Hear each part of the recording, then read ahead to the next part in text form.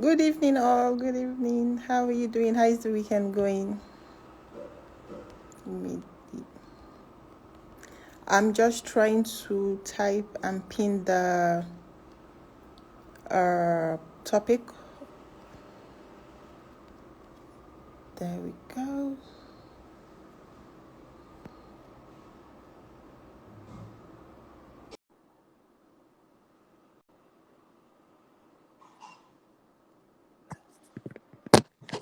Hi, good afternoon.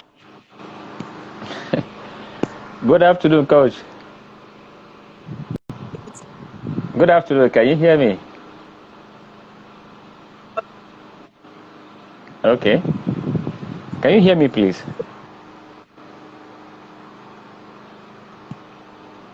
Wow. What's going on? I can't hear you.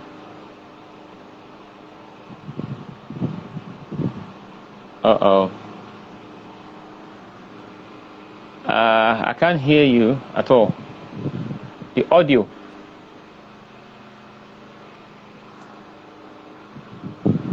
Audio. Yes. It's coming. It's coming. It's coming like that.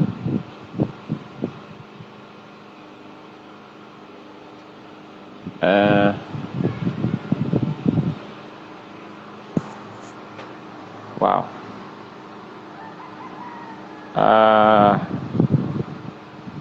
Can't hear you at all.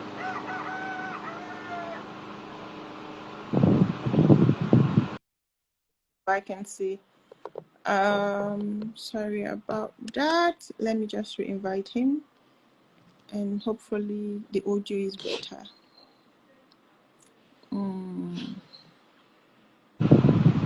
How about now?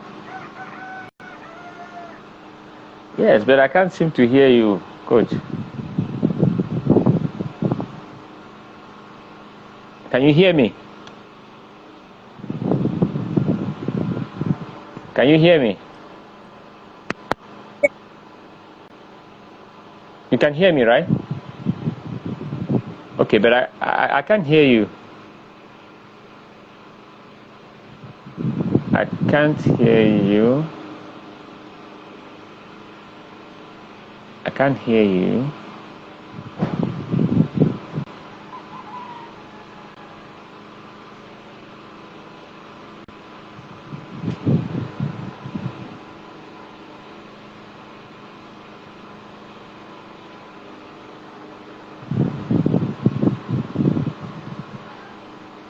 Okay.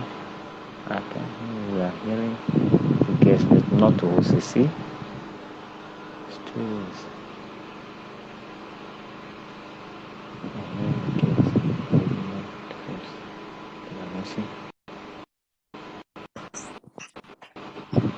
Okay, it's coming. Yeah, it's coming now. Can you hear me now? Yes, I can hear you now very well. Yes. Okay, so can Yes, I everybody can. hear me now?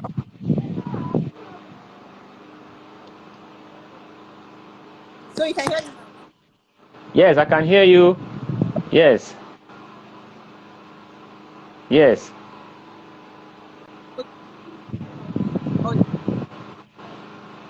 But it's going back and forth. Oh my God, the lightning. I need to get the lights.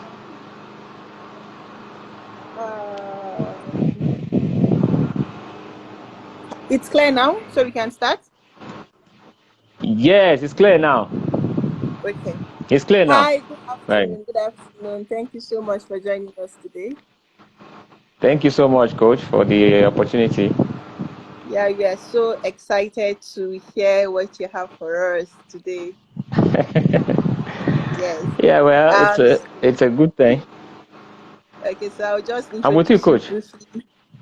Okay, I'll just introduce you Okay, thank briefly you. and then the floor will be all yours. Yeah? All right, thank you. Okay. Okay. So good evening all. Today we have with us Coach Sensei Johnson. He is an advanced yoga and meditation teacher with over 30 years experience in practice of integral health technologies, mindfulness, Okay. meditation, and meta aerobic with deep experience in contemporary Eastern and Western energy modalities. He's full of different experiences, diverse in all aspects. He's also a mental health first aider. He's a True. health practitioner, emotional intelligence and anger management coach, and he has plenty black belts. He's a karate expert as well. So he's full. He's full with knowledge, and we are really excited to hear what you have for us today.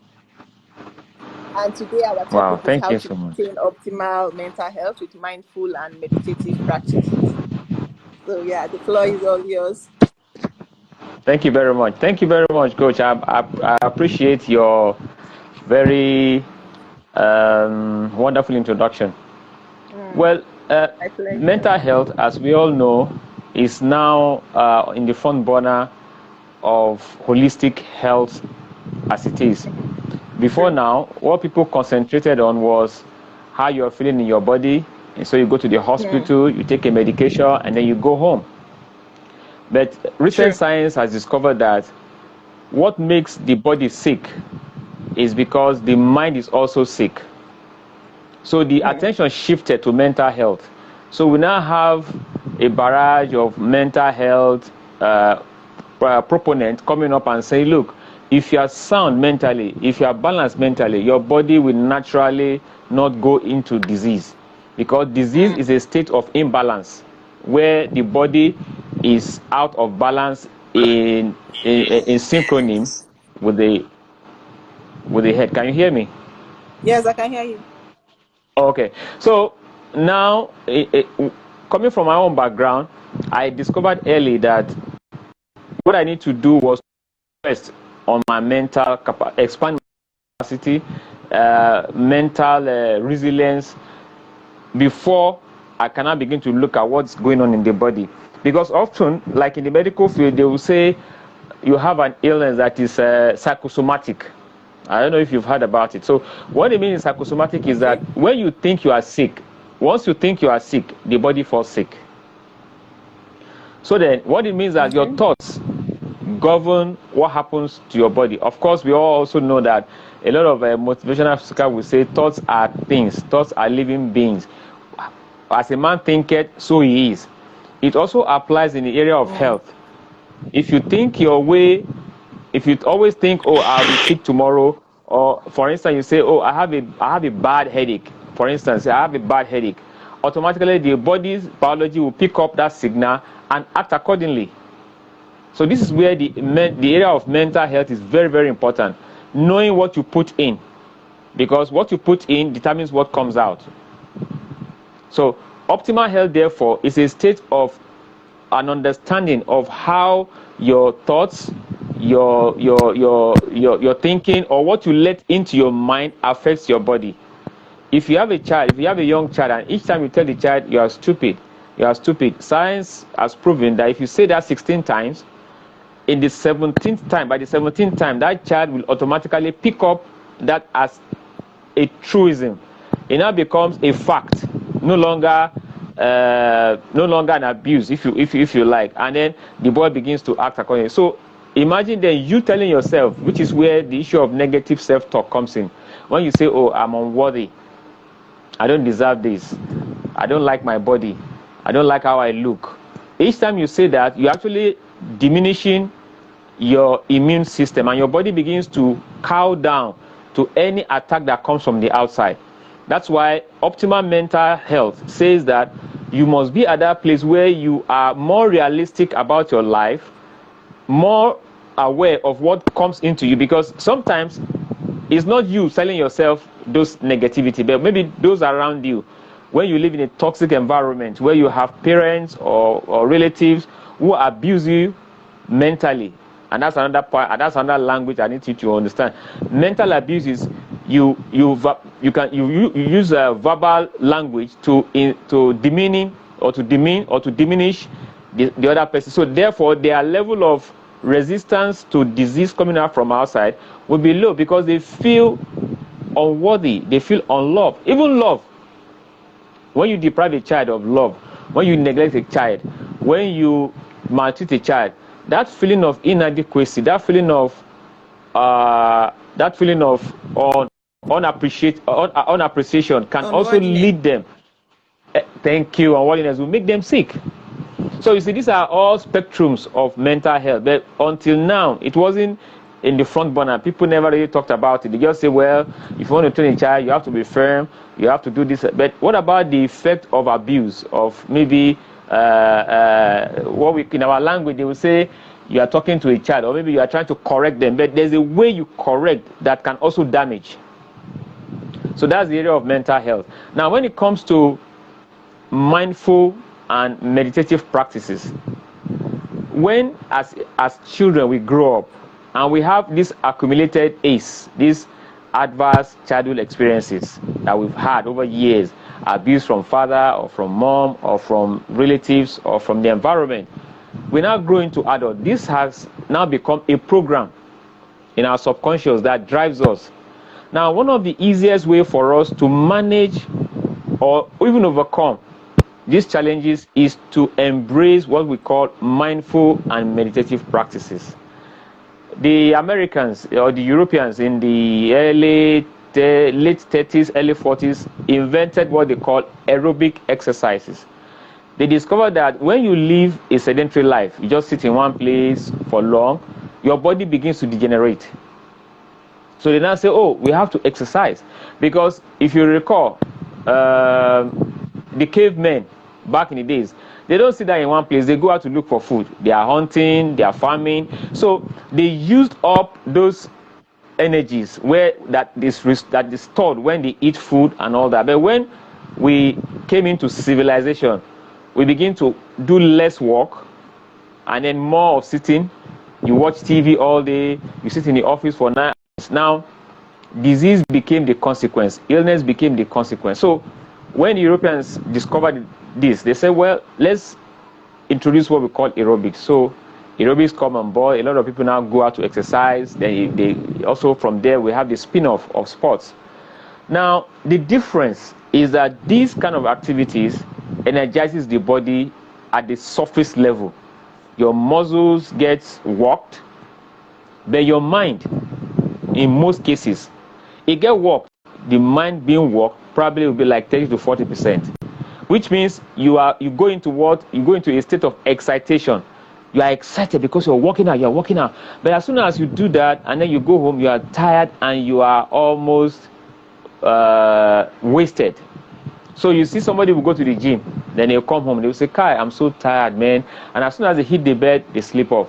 They wake up. Now, when they wake up, rather than feel refreshed, they'll feel tired and sore.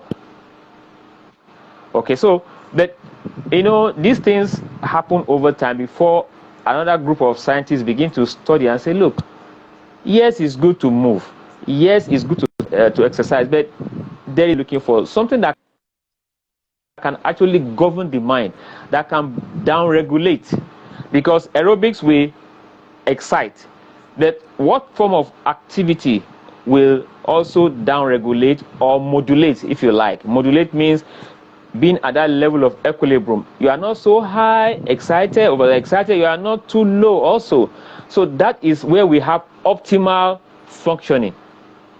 So when you say optimal health, it means that your health is at that level.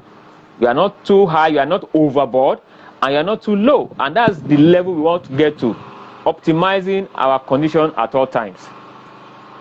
So the mindful practice started by way of people discovering that when you want to do a task, you have this one-point concentration that I want to get this thing done. I want to get this thing done. And then you sit with it. And that's how you get it done. Now, what happens in that time, when you are locked into that zone, you dissolve into time. The activity becomes timeless. You don't even know. Sometimes it overrides the body. You don't even remember you have not eaten. You will remember you have not had you have not drunk. You don't feel tired until you have accomplished the goal. Then you now say, oh, do you know I've not eaten since morning? Now, that was how the discovery of mindful practice began. Knowing that there's this point where we always get into every day. It could be 5 minutes, it could be 10 minutes, from some persons it could be more. But when you lock yourself into that space, you discover that time dissolves. You discover that your body succumbs to the mind. The body will not complain, I'm hungry, except when your attention is taken away. Then you now say, oh, I think I feel hungry. That now brought about people developing practices that can also elongate that period. Like I kind of open up the bandwidth so that you can have more of it. That's how things like yoga came up. That's how things like Tai Chi came up. That's how things like Qigong came up, and some other mindful activity. Even swimming, there's a way you can also modify some of these other activities, like walking, for instance, like eating, for instance, that can also give you the same result.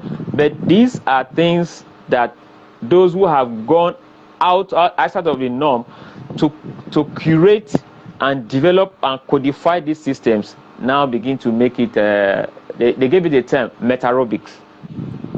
Metarobics meaning not aerobic, not anaerobic, meta at the level of the cell. You are able to optimize your motion or your movement or your living or your being.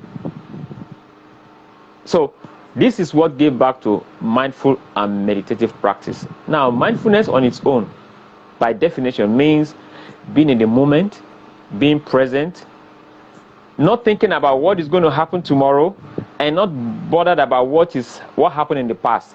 Now, it's difficult for most people to stay in that space because they're either worried about, what am I going to eat tomorrow? Or they're thinking about, oh my God, yesterday was bad. The way that guy spoke to me, I didn't like it. So it's a shift of consciousness. That's another word for it. It's a shift of consciousness into the present. Not that you are denying the past, but that you allow the past to be where it is. And then you are not worried about the future because you have not even got there in the first place. You are here now. Why worry about tomorrow when you have not even got there? So this became a center of attraction. And then so we have professors like John Kabat-Zinn, who developed what we call mindfulness stress-based reduction. There's a program like that, MSBR. And then we have other, of course, the Asians, the Chinese, the Japanese, the Indians. They also have this, in a way, embedded in their culture.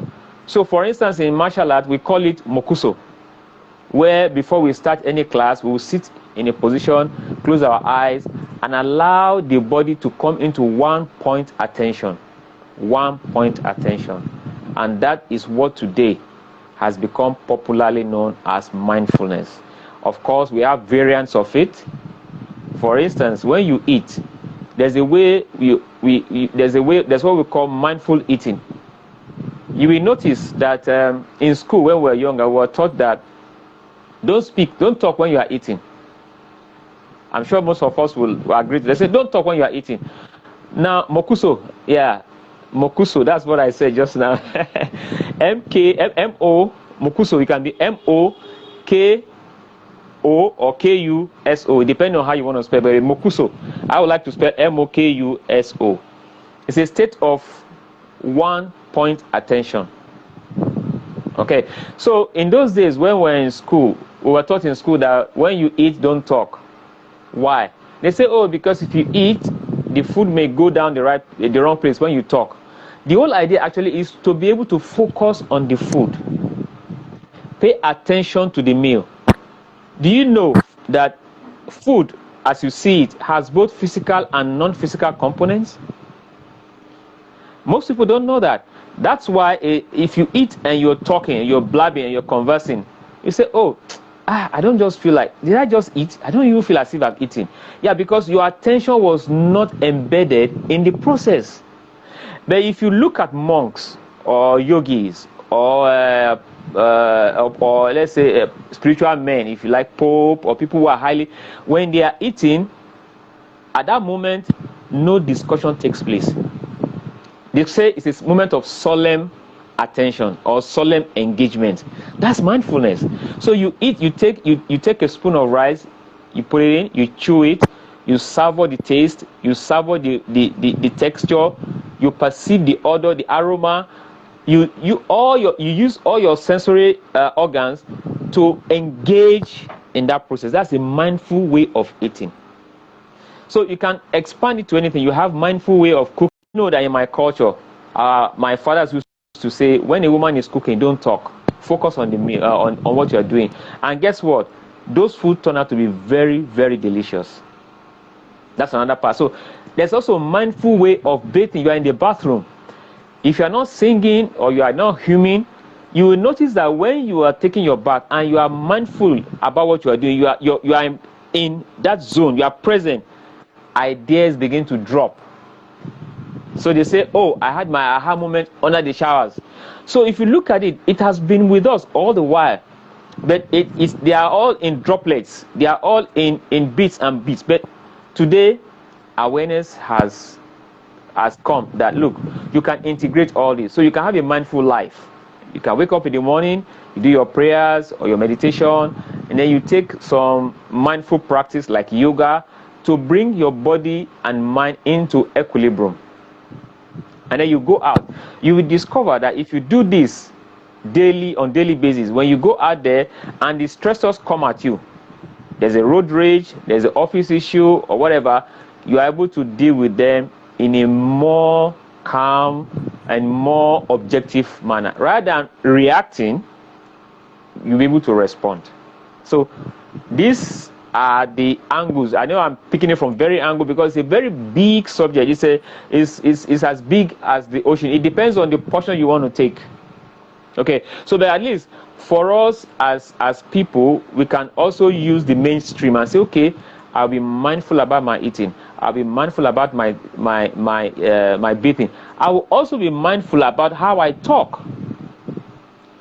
I will also be mindful about how I listen. There's what we call mindful listening. You know, you can be listening to someone and you're actually not there. Your mind is somewhere else. But you can actually be listening and listen with your whole body present and your whole mind. And then that's where someone is talking to you, can actually feel what they feel. You can actually see what they are saying because you are mindful. You are connecting with them. It's called coherence. Coherence. You are connecting. Coherence. So these are the things that modern day people are now beginning to come back to. They had existed all over the years. They've been there. They are there in Buddhism. They are there in Taoism. They are there in Christianity. They are there in Islam. But those who practice them, we call them mystics. That's what we call them. But now, people now discover that, well, you know what? That's not just about mysticism. It's about living.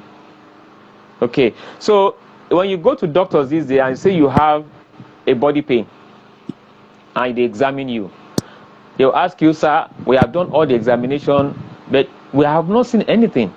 The next thing they will prescribe for you is meditation or yoga or tai chi. They say, sir, you need to take some mindful practice. It means that your mind is hyperventilating, or is excited. But on the surface, you look calm, but at the back of your mind, and that brings me to that point, the conscious mind and the subconscious, or the unconscious mind. The conscious mind is what we use to navigate our everyday life. You are in that state of conscious awareness. But guess who controls the day? Is the unconscious, that one that is at the back, where we have the limbic brain or the amygdala. That's where the baby is still sitting. All your childhood experiences, all your very nasty experiences as your teenage experiences, all the not so good ones, they are the ones that regulate your everyday behavior. So mindful practices actually help you assess that part of your body, that part of your being, the unconscious, and help you keep it in check. And if you practice it over time, because they are like habits too that you've developed, for you to reverse it, it will also take time investment. It could be 21 days, for instance. It could now be 90 days, on and on, until you're able to resolve those unfinished businesses and get yourself back up into where you want to be, that state of equilibrium. So I believe you will have picked a couple of things from what I'm saying. So can I continue now? So for me, when I started yoga about many years ago, because if I mention some years, how can you say that? Well, let's just leave it, because one of the things that has helped me, and I must tell you this for free. I have worked in an environment where I've been under immense stress. I mean, if you work with two presidents, I say two presidents. One of them is late, one is living. I worked with them in the cabinet in the kitchen in the what we call kitchen cabinet. The amount of stress that comes to you. In fact, we lost two persons. Two of my colleagues died on the job because of stress. And I have done this using techniques like yoga, using Tai Chi, using Qigong, using meditation to survive. Because stress is like this, right? You wake up in the morning, you go to the bathroom, you have your bath, and you go out. Then you go and accumulate dirt by touching this, by touching that, by getting in some other species and all that. So when you come back in the evening, what do? You have another bath. You go and take another bath and wash off those things. That's how to deal with life. The stress will always come. It's part of life. It's part of living. However, how do you cope with those stress? If you don't have those skill sets or techniques, then you become a victim. But if you have those techniques, you now can manage the stress. There are days when I go through tons, heavy stress. What I do is I just go, I do Tai Chi for 30 minutes.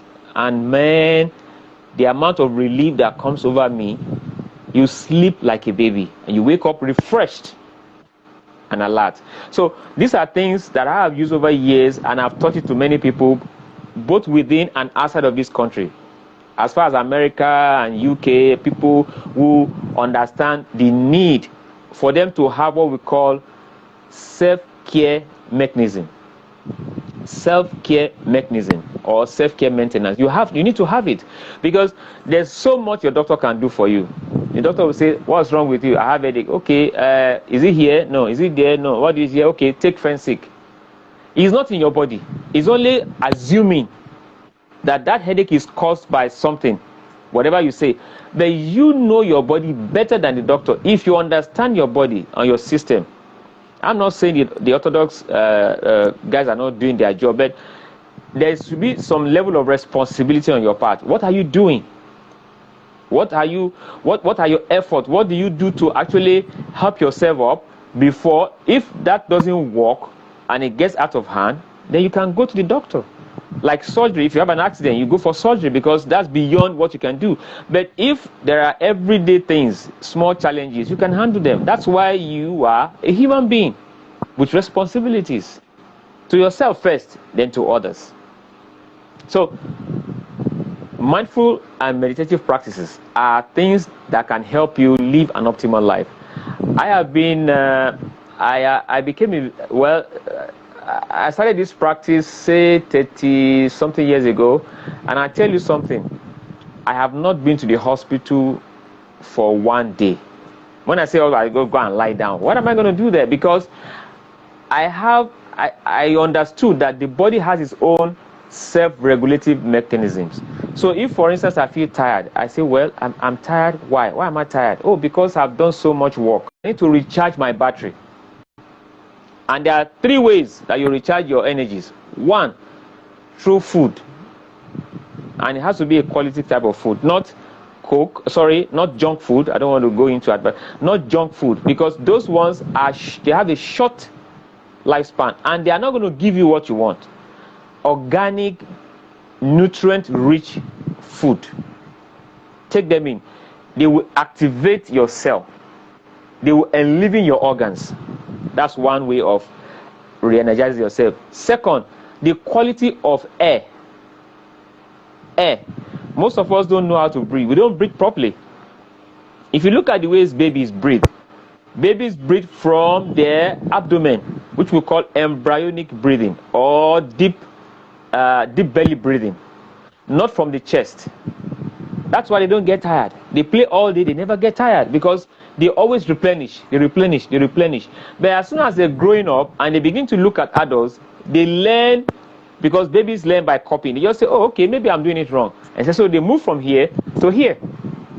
And so when you now become an adult, you start to breathe from here, you now get tired easily. When you walk for 10 minutes, you say, oh, I'm tired. Why are you tired? Because you are not using your energy efficiently. You are giving out carbon dioxide. You are not taking in enough oxygen. So there's a deficit in your oxygen intake because the mechanism that you are using is ineffective. So that's 2. 1 is the quality of your food. 2 is the quality of your breathing. 3 is the quality of your thoughts. Nothing drains your body than negative thoughts. See, your energy is a non-physical thing, even though it's expressed inside the body, but it's not something you can see. And what controls that, what controls the retention or the potentiality of your energy is your mindset. Let me ask you, when you feel depressed, do you feel energetic? If you are depressed, you can't feel energetic because you are drained. Because your mind is saying, oh, something bad has happened. Though then the body goes into what? It collapses. It compresses. But when you are excited, let's say you have won a jackpot of 1 million and you're excited, what happens? You expand. Because your mind says, wow, I'm lucky, or I'm happy, or I'm blessed. And so this is also a determinant of your level of energy. When you cry, let's say there's a loss of a family member and you cry so hard, what happens? You shut down and sleep because the body is drained. But if your daddy comes home, or if an uncle builds a new house and you have to celebrate, or maybe you won a jackpot, boom, it will be hard for you to go to bed. Even when you are lying there, you can't sleep. So you see, these 3 things: quality of your food, like I said, essentially organic is very helpful. 2, the quality of the breath you take. When I say food, that also includes water, please, because we are at least 80% made up of water. So the quality of your water also matters. So not minerals, please, not processed drinks. They can't replace water because they carry other ingredients. Water is on its own an elixir. And then when I say quality of water, I don't mean the what do you call sugarized water and stuff. No, natural water that is high. Thank you. Not tabulated water. Water that is high in alkaline, magnesium and calcium. Water that is high in magnesium and calcium alkalines your body and helps to boost your metabolic activity. Not pure water, not bottled water. Water that has high concentration of calcium and magnesium, because those bottled water are bleached. They said they want to purify them, they are bleached. So you can find them in stores. You have alkaline water, you have whatever they call it, enhanced water, but I don't want to go into the marketing, but they exist. And if you can't get them, go and take natural water from the rocks.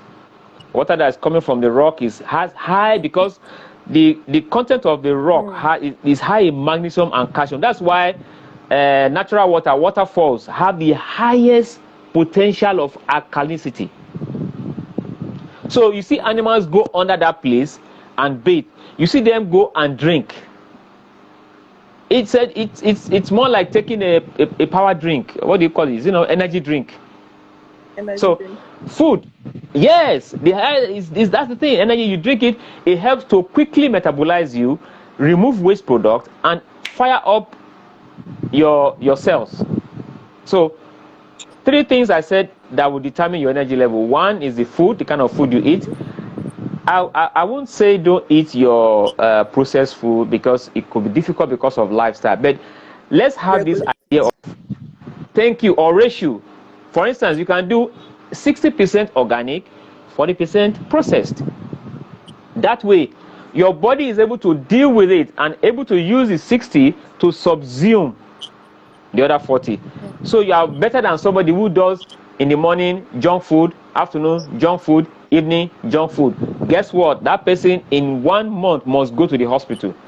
Either is going to go for typhoid, or it's going to go for malaria, whatever. Opportunistic disease will creep in because there's a space. Your immune system is low. So very important, organic food, which includes fruits, vegetables, legumes, name them. Then quality of, also the food includes water. Then quality of air.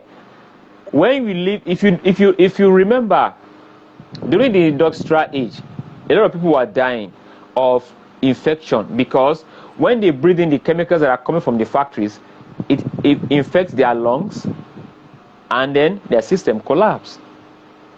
So now that we are trying to reduce the emission of industrial gases, which is also what is causing the ozone layer and blah blah blah, we still cannot breathe pure, unadulterated oxygen except to go to where you have enough plants and trees, because what plants gives out is what? Oxygen. And what we take in the oxygen, and then we give up carbon dioxide, and then take in carbon dioxide and give us oxygen. So for you to live in a natural environment, you must have plants around you.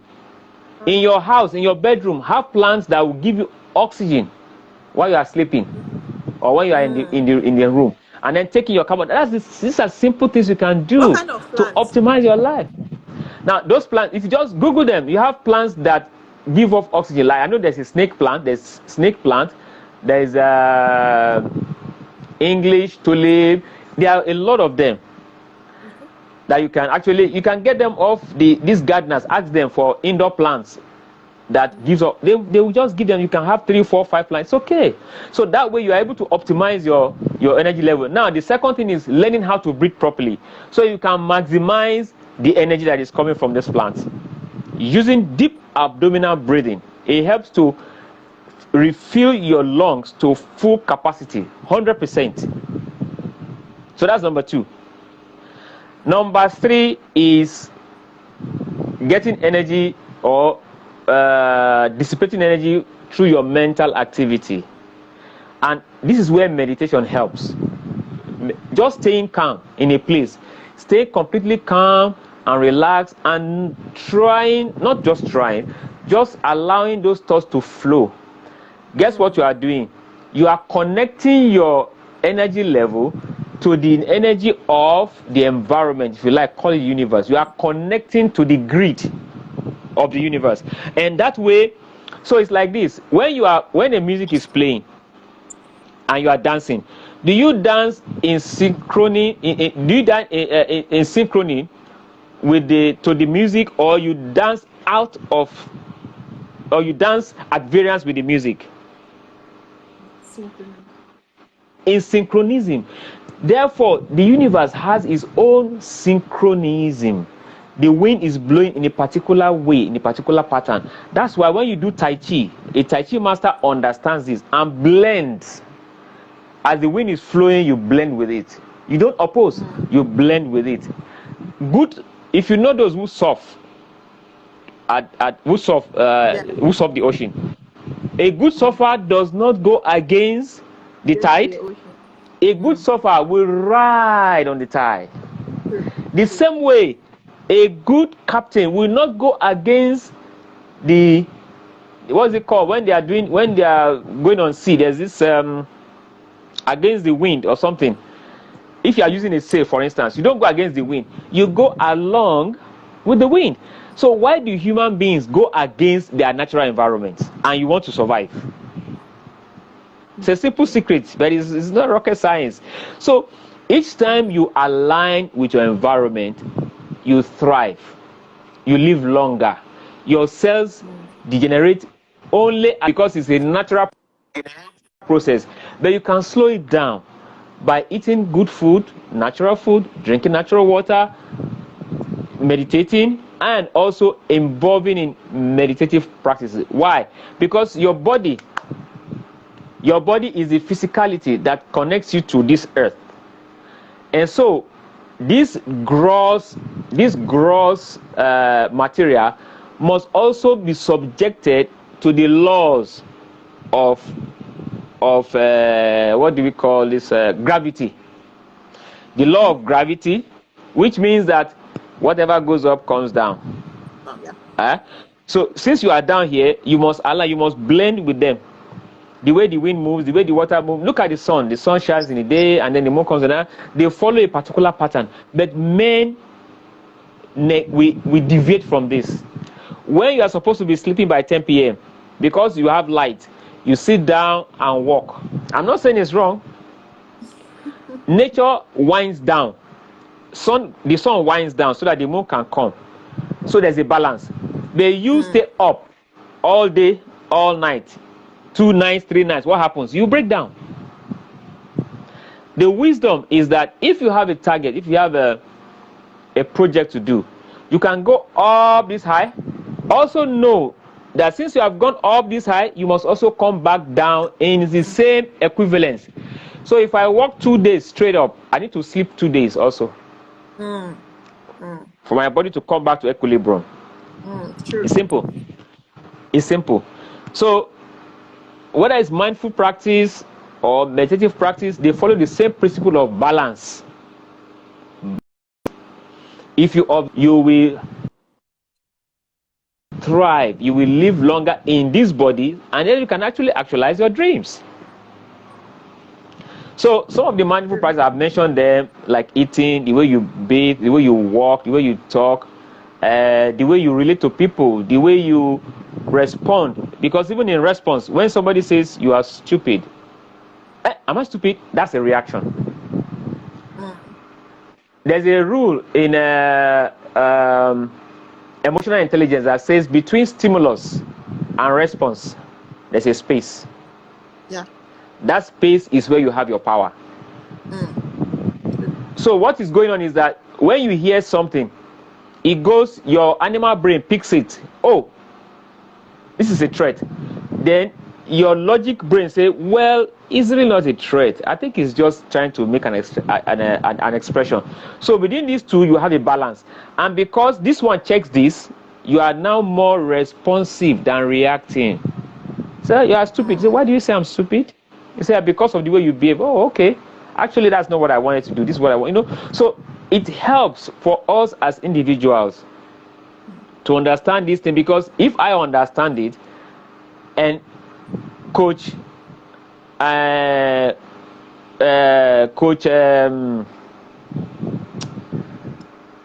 Bamai Suli understands it. I'm trying to pronounce your name. Understands Sally it. is fine. Now, thank you. So Coach Bali understands it. Now, two of us will now what we call coherence. Yeah. Now remember the principle of mastermind. When two of us now have coherence, we multiply. We actually multiply exponentially. So 2 now becomes 2 times 2 times 2, or times 2. Instead of 2 times 2, 4. We now have 8.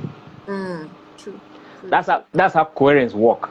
So 2 of us now, I influence somebody, she influence somebody, Coach Bali influence somebody. So that's how the work can come into what we call equilibrium. I know it's a long journey, but I'm just saying it from my perspective, for what I understand. So first, we have to deal with ourselves. You can't help anybody if you have not helped yourself. You can't give what you don't have. Yeah. All I'm saying right now, all I'm telling you right now are things I have lived through as a person. I lived through them. I've experienced them. I understand them. That's why I'm able to share them with you. So, meditative practices, like both mindful and meditative practice, they can be used interchangeably. But I need to make a distinction. Mindfulness is a state of being present and being aware. Meditation is a state of allowing. I think I should come again. Mindfulness is a state of being present and being aware, employing, if you like, all your sensory organs. But meditation is actually allowing. You are letting go. Yeah. You are just being. Now, what you are doing is you are surrendering to the force of nature to guide you, to lead you. I will say something here boldly. We are spirit beings having a physical experience. If that is true, it means that our original content or our originality is non-physical. But we are here using this body as a form of expression. Therefore, our ultimate balance will lie in the non-physical. If it makes sense, that means 100%. that's why the model of health, fix the body, has never worked. Now we are now saying fix the mind. That's what the word is saying. I say, look, if the mind is right, the body will be right. So I'm also saying fix the mind, fix the body, fix the mind, and fix the spirit. The spirit is it may be a bit controversial. I don't want to say it's controversial, but it's also there. Even though we don't want to bring it to mainstream discussion, but it's there. After all, before we were born, before the baby was conceived, there was an energy. Then there was this conception. Then the baby became a being. If you run it back, you discover that we are born babies, we grow and become adults, and then we die. So when we die, what happens? Let's leave that for our individual beliefs. Whether you're a Christian, you're a Muslim. But the fact is, when you are living on this earth, you need to understand that integrating body and mind is what will give you the optimal life experience. You will miss out. If you focus on the body alone, you will miss out. And if you focus on the mind alone, you also miss out, because you need the two to work together. Need to get The mind, exactly. The mind uses the body to navigate. So the mind is like the mind is like the driver. The body is like the car. So the driver needs the car to go from point A to point B. It's simple, but we try to complicate things. We say, oh, we are scientific, or no, this is not so complicated. It's about input and output. It's about integration. Once you understand that, you're good to go. Simple. Keep it real. Don't over explain it. Don't over terrorize it. Don't over. Remember, there was a time they said atom was the smallest particle. Smallest particle. Right? Today, what's the new story? What's the new story, Coach Bali? It's not the smallest. Sally, it's not. They said there's. Sorry, Coach Sally. my bad. Right. No, Coach Sally, SAL. What the new science says that atom is actually not the smallest. So that there's this wave. That this wave is what combines to make the atom. Now they said the world is comprised of 90% dark matter. What is the dark matter? Nobody has explained it. It's not, they can't see it because it's non-visible, it's non-physical, and microscopes cannot see it. So we actually, all of manifestation is just 10%. Everything you are seeing, your body, your teeth, your house, everything is just 10%. So it then tells us that what we are is far beyond what we know. True. But let's leave that. It's far beyond what we know. But with what we know, let's make the best of it, drawing from what is not, what we don't know, what is not physical. Powerful. That's so powerful. So it's a journey that I have been on, and that's why each time I get the opportunity to help people see through these things, I feel happy. Because you remember when I mentioned the issue of plants, right, Coach Sally? I said for you to have plants in your house, you asked me a question, but I dodged it. Look, you need to understand that each of us are unique, right? And because we are unique, also where we have some commonality. It's like you living in a house where you have a common space. You have your bedroom, I have my bedroom, but we share the living room, right? So we are all unique human beings, but we share this planet together. Therefore, the kind of plants that may agree with me, my personality may not agree with you. True. So that's another level. So you need to understand first yourself. Who am I? What are my uniqueness? What are my idiosyncrasies? Then you can plan your life accordingly. Or not also forgetting that whatever you do must also connect with what others do positively. That way we also have what we call what? Communal coherence or global coherence. So if you see, I would tell you that the kind of plans that I would go for, already I know that I have, is different from, similar but not the same. For instance, my major plant is lavender. Lavender, jasmine, lang lang. These are my, once I have them.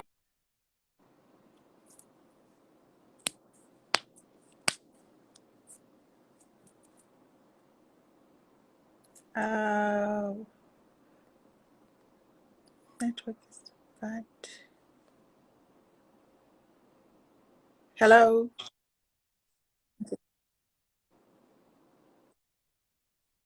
Sit together. Let's see how we can help you identify.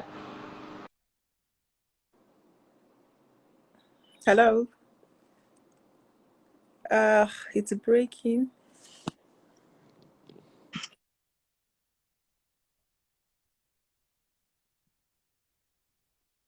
Yeah, it went quiet for a Sorry, minute. is it? Yeah, is it? I said you cannot see the picture while you are in the frame, right? If you are in the frame, can you see the picture? No, That's why not you at have. all. That's why you have coaches. That's why we have coaches like you, coaches like Coach Shitu, coaches like Coach Sam, coaches like so. Their job is to say, Please, okay, let me help you. Exactly. I have done some. I have done some. I have some experience in this area. I have worked this part. I can help you also identify your path. But everybody must walk his path.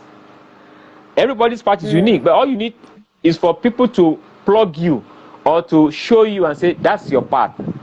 Or nudge you. Or switch on the light for you. Switch on the light and say, okay, this is your way. So these are the things that I encourage those who are listening to. If you are still on that journey, if you are still trying to find that purpose, you need to get a coach. Find a coach that resonates with you, that can help you identify your goal and objective on time, so that you can now build a lifestyle. That's what I am. I say I'm a lifestyle coach because it's not one thing that makes life. You see, I mentioned food, I mentioned breathing, I mentioned this, I mentioned flowers, it can even be colors, for instance. How many of us know that the kind of colors you surround yourself with affects your mental health? It's And called some that, they call colors that make you very color. hungry. Thank you. Oh, God bless you. So we call that color psychology. You know, when you go to a restaurant, you think they don't know what they are doing. There's a Yeah. way they paint the place. Then yeah. When you sit down, Yeah. you go True. chop, you eat saute. And I go to some restaurant, I see damp, and I say, oh my God, they will soon close up. And that's true, they will soon close up because nobody will sit. So if that is true, Coach Sally, imagine your bedroom where you sleep. What color should you have that will calm you because the objective is to rest or sleep, and then you have shouting colors in that bedroom? How are you going to sleep? And you say you have insomnia. Why wouldn't you have insomnia? Even the clothes that you wear, the colors that you choose to wear unconsciously can affect your mood, can affect your True. mental balance. So you see, this is a lot of, it's not just one thing. There's the food, there's the color, there's the environment, there's a plant. But for some who have walked the path and have been able to find a way to quickly identify, that's why they can easily help others. Because if you have not identified yours, you can't actually help others. So these are the things that I want to share today. Basically, it's like a body of knowledge. But you don't have to go through all the stuff yourself. You have coaches. Talk to them. Oh, Coach Sally, I have this issue. I don't know. I have this unconscious feeling, or I have this mood that comes over me. What is it? Let them identify it for you, help you go through the process of healing. And once that is done, you cannot evolve. Because see, as long as you live, issues don't go finish. 100%. It will never finish. But how you deal with them, the capacity, developing the capacity to deal with them is what makes you truly a human being. True. So I think so. If you have questions, you can throw them. I'm open. I can take them up. Any question at all, ask.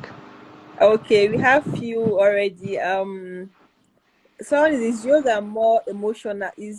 Yoga is more of emotional, not physical, right? Yeah, no. Yoga is an integrated program, both for physical, mental, and emotional. Emotional. The three Okay. are involved. Yeah. Okay. Because you move the body. Please teach us the normal way of breathing. Okay, the normal way of breathing. I always get this question a lot. The normal way of breathing is to, maybe you can just do it right now. You can place your hand on your abdomen, where you have your navel. Okay. Where you have your navel. So when you press in your abdomen and breathe out. Press it in and breathe out. Now breathe in and push your hand outward so that your belly is swollen. Okay. Did you get that? Let's try that one more time. Place your hand on your abdomen, relax. Breathe out by pressing in your abdomen. Breathe in by inflating your tummy like a balloon. Can you feel that? Mm-hmm. So we do it again. Out breath, press in your abdomen, out. Then breathe in and inflate your abdomen. Yeah, so now let's do that. Let's do it consecutive. Let's do it consecutively for 5 times. So we go something like this.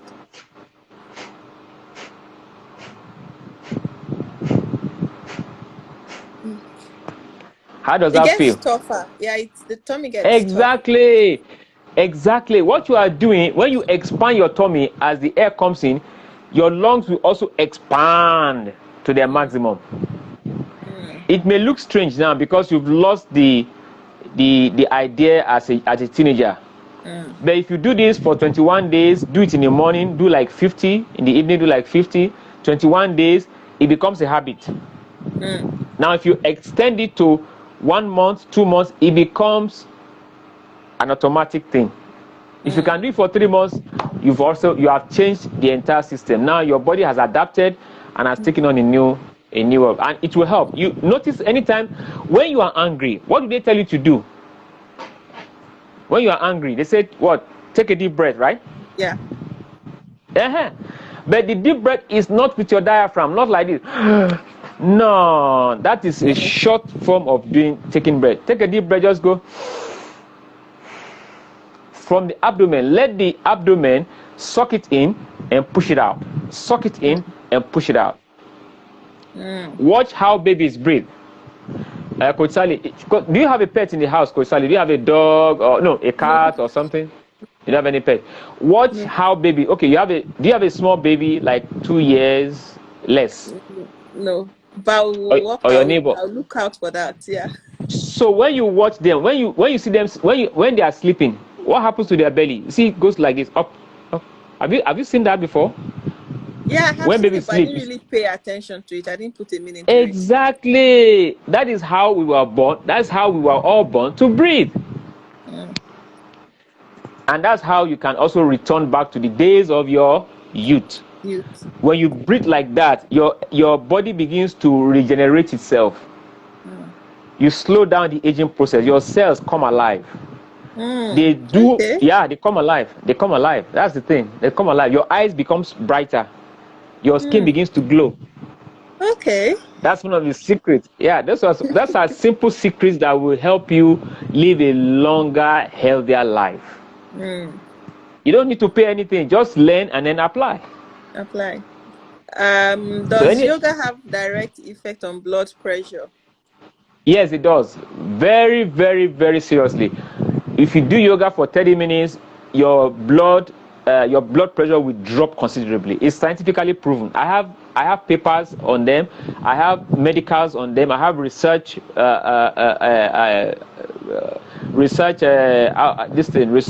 papers on them. It will. In fact, you will feel it yourself when you do yoga for 30 minutes, 45 minutes. Not only will your blood pressure go down, your mood will become regulated. It will drop. These are some of the benefits of yoga: lower blood pressure, increased flexibility, improves blood circulation. Because when your blood pressure goes down, you have more, blood flowing through your system. And then what does that do? It carries toxins out, and then brings oxygen through the breathing system. So it's a give and take. They will sweep the house and then replenish and then energize the organs. Particularly, of all the body systems, the most important from my research is the endocrine system. Those organs that produce the hormones and the chemicals, the serotonin, the cannabinoids, all these kind of feel good, feel happy hormones. And then even the ones that are responsible for your mood or for your mood or for growth, they are produced by the endocrine by the organs who are part of the endocrine system. And guess what? These are chemicals. That's why the quality of your water and food is important, because that's where they absorb nutrients from. So, for instance, a woman will say that she has irregular menstrual issues. It's because if you check the diet, either there's something wrong, there's something she's eating that is not agreeing with the body over time, or she's living a lifestyle of eating anyhow. It could be junk, processed food, a lot of it, and less of organic food. So the organ that is responsible for regulating the menstrual cycle begins to malfunction. It's simple science. You don't need any to just sit down and ask yourself, what am I doing? I have a friend one of my students is in a relationship. Her fiance, she's complaining about the fiance having issues with his performance, sexual performance. And I asked her, what does he eat? He said, coke in the morning, coke in the afternoon, coke in the evening, meat pie. I said, that's the problem. When you load your body with junk, it will block your arteries, or they will block your arteries, and then slow down your circulation.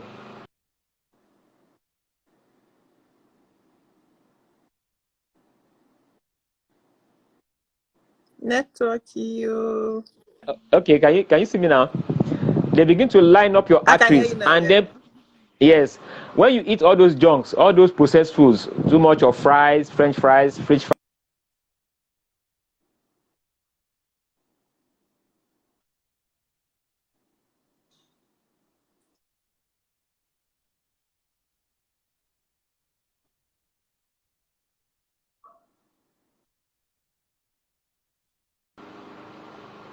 these are very simple things. It's just from what you are eating.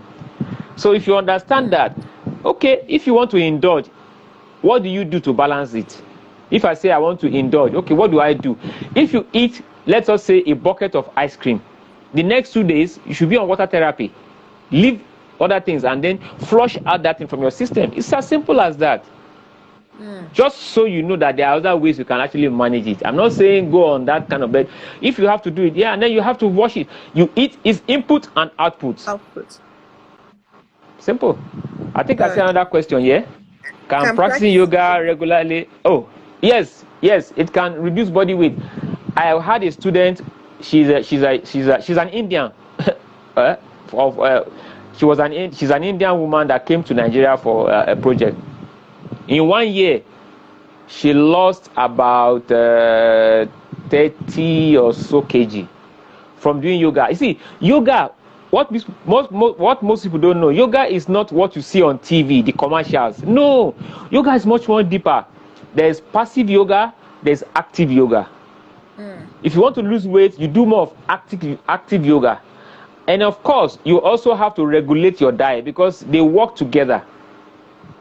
Now, when you do active yoga, you lose weight because you are actually trying to remove toxins from your system and break down those fatty cells that line up in your body that gives you that weight that you are talking about.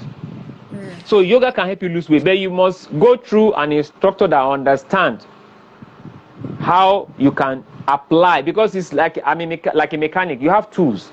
So when your car breaks down, you come to the mechanic, say, okay, okay, what's wrong with your car? You say, it's the battery.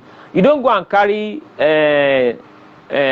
what is used for the jack, what is used to change the tire, and come and use on the battery. No, it has its specific tools. If it is an electrical problem, it has its specific tools. You use your tester, So the same way, yoga can be applied to life's issue. If you are lucky to meet someone that has the knowledge, that understands the spectrum. It's a spectrum.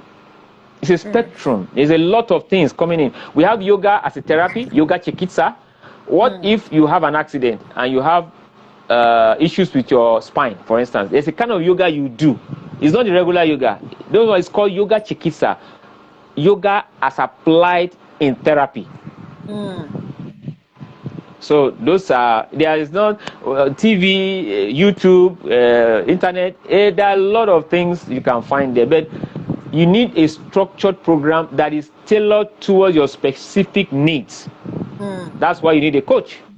That's why you look out for them, so that Instead of you banging your head, just say, see, this is my problem. They will just give you solution. Period. All right. So That you can was the use yoga to last. lose weight. Yeah. Okay, All that's right. the last Thank question. you Yeah. so much. I've learned a lot, and looking through the comments, you can see our audience are learning as well. But before we end Thank up, you I so have much, one Coach request. Sally. I have one Yes, Coach request. Sally. If you can Yes. just take us through maybe a minute of mindful practice or something to Oh, just. very good. Very good. Okay. So if you are seated, if you are where you are seated, all right, you Okay. need to sit up. Sit up with the back straight Okay. and your feet firmly planted on the floor, shoulder Okay. width apart. Okay. Now you can drop your palm on your thighs, or Okay. on your thighs or close to your knee. Okay. So I will not be. I will. You can close your eyes if you want, so that you can go through the experience. But I want to look so that I can actually explain what I'm doing. So place your hands on your thighs. Put your feet down. Why do we put our feet on the floor? Because you want to be grounded. You want to draw from the earth resource. Okay. Back straight so that energy can run through your spine unhindered. Now you can close your eyes. And then do that breathing that we talked about. You can breathe in by inflating your tummy, and then breathe out by deflating the tummy. Again, breathe in, inflate the tummy. Breathe out, deflating the tummy. One more time. Breathe in, inflate the tummy or swell the tummy up. Then breathe out, deflate the tummy. Now relax in this mode. Soften your breathing. Try to take away any form of conscious awareness, like trying to control, trying to think. Just allow yourself to be. Just relax and then notice. Just pay attention to the feeling going through your body right now.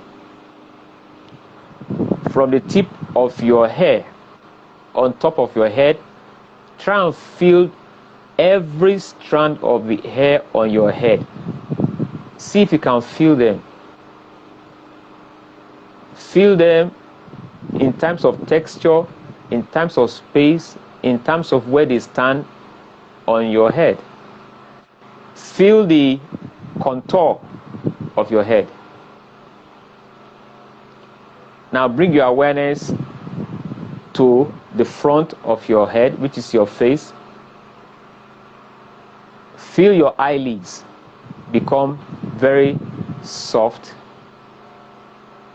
Feel your eyelids become very easy. Let all the strain that may be there because you are closing it just melt away. Then look at your cheek in your mind's eye. Your eyes are still closed. Feel your cheek soften, your cheekbone soften. Almost as if you want to have an inner smile. You're not smiling to open your mouth, but from within, you are soft-faced. Your face is soft and smiling from within. Feel your jawline also becomes soft. Your head as a unit, from the head to the neck, becomes very light and spacious. Now move your attention to your shoulder.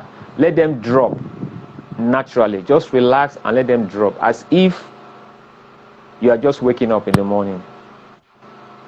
Now feel your midsection, your organs, where you have your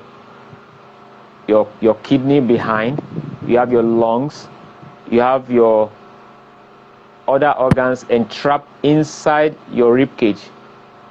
Now with one in breath, as you breathe in, inflating your tummy, you breathe out. In breath again, inflate. Breathe out, deflate. Now relax all the organs, the intestine, the kidney, the pancreas, the liver. Let them feel relaxed because you have brought your consciousness to those places. Now move to your backside, your pelvic region and your big thighs. As a unit, they help you move around. They are your midsection. So with one in breath, bring your awareness to your pelvic and your thighs, and then soften them as you breathe. Let them feel that fresh air coming in and then relaxing them and bringing them into that soft space. The bones become soft, the tissues become soft, the ligaments become soft, and you feel very open and relaxed. Now we move finally to the knee. From your knee up to your Achilles tendon, which is called your ankle, and your feet firmly planted on the floor. You take a deep breath in, as soft as possible, and then bring your awareness to that place from your knee to your ankle. Feel the blood flowing up and down in a very calm, determined, and patterned manner. Very soft and easy. Now feel them going down to your feet. Because now, from the tip of your head to the sole of your feet, as a unit, you feel completely relaxed. Breathe in and feel completely relaxed as you breathe out. One more time. Breathe in and bring the awareness from the tip of your head to the sole of your feet. Breathe out and relax. Now gently, very gently, you can just open your eyes and see how you feel now. How do you feel, Coach Sally?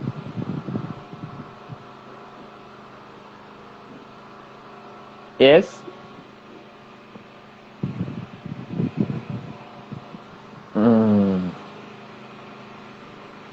You feel good?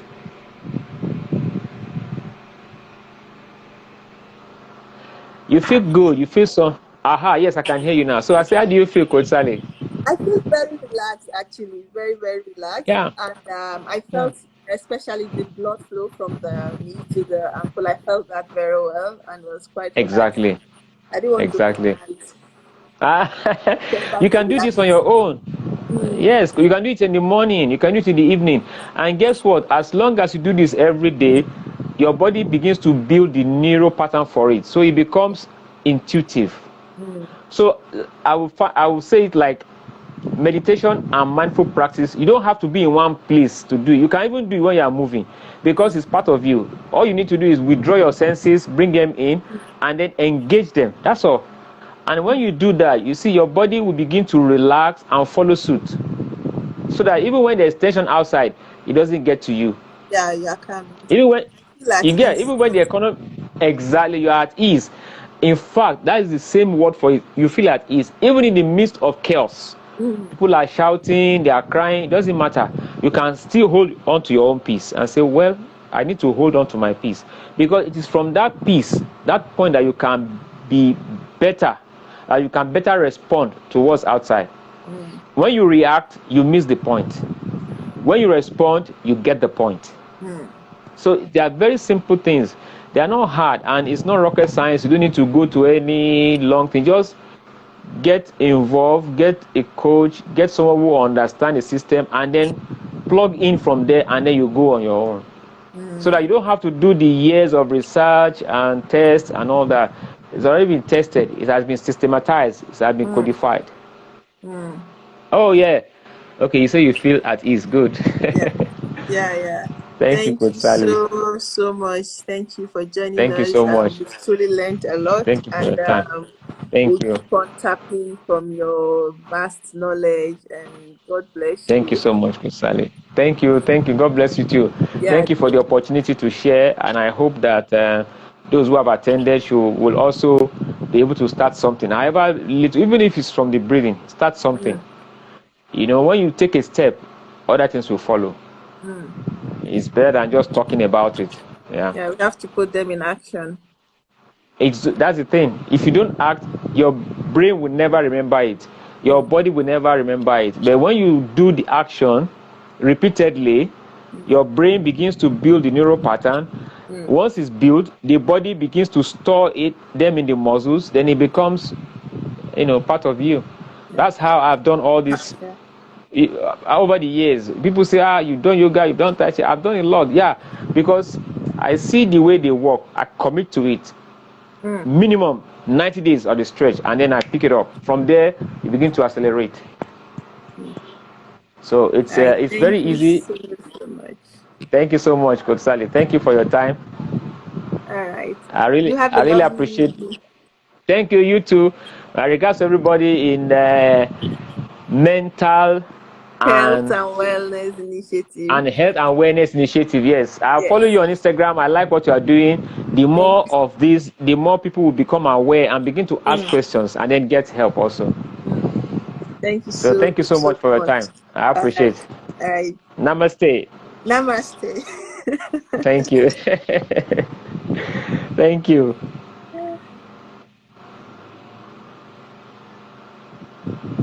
Okay. All right then. Thank you everyone for joining in, and we'll see you on our next IG live. I hope you've learned a lot. Hi, happy Mola boy. You just missed our live session, but you can watch it. We're going to repost it. Please stay tuned. Come online, watch more of our lives, and leave your comments. When you have questions, feel free to drop them on the comment section, or you can message us privately, and we're always here to respond to you. Thank you so much, and do have a lovely evening. Bye.